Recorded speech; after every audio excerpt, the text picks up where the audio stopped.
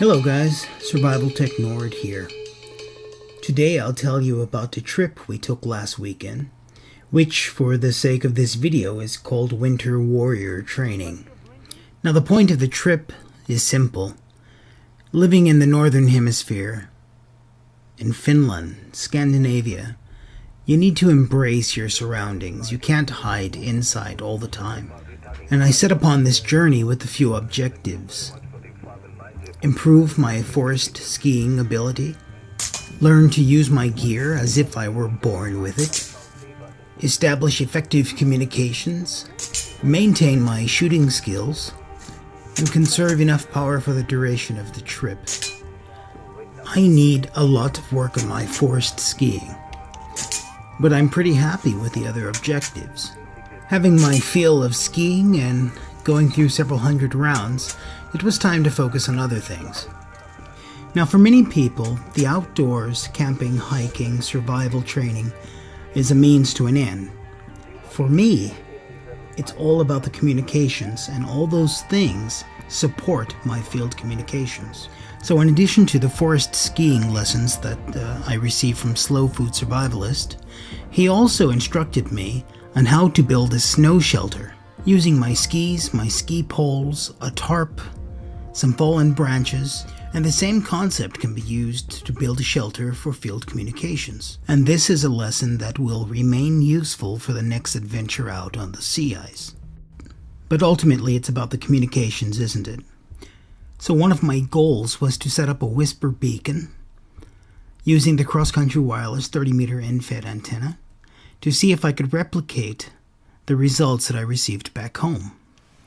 And for the first time, I'd be setting up and testing a SOTA beam's peak end-fed from 20 to 10 meters. The cross-country wireless worked flawlessly on 30 meters, although there was a lack of North American stations as there usually is at that time of day.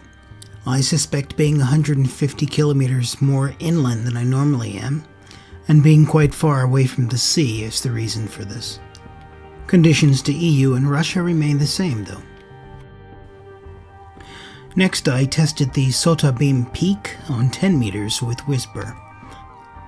This was the first time testing this antenna with Whisper, and I can say that there's absolutely no local traffic, just DX. Moreover, for both tests I was using just 0.5 watts in an effort to conserve power for the entire weekend. Let's lock down this video and end on a less positive note. The failures. Being low power and man-portable meant that it was almost impossible on the popular bands because of the high power contest stations. I didn't anticipate the additional power drain of using Whisper. I should add a slingshot to my kit for deploying antennas. That would make it much easier to get them up in the spruce trees. Finally, melting snow requires an enormous amount of fuel and energy. So rock and roll, guys. The next adventure is out on the sea ice. That will be in a month or two. I should have the new cameras by then, so we'll have a lot more video to share. If you found this video interesting or informative, whatever, please give a thumbs up.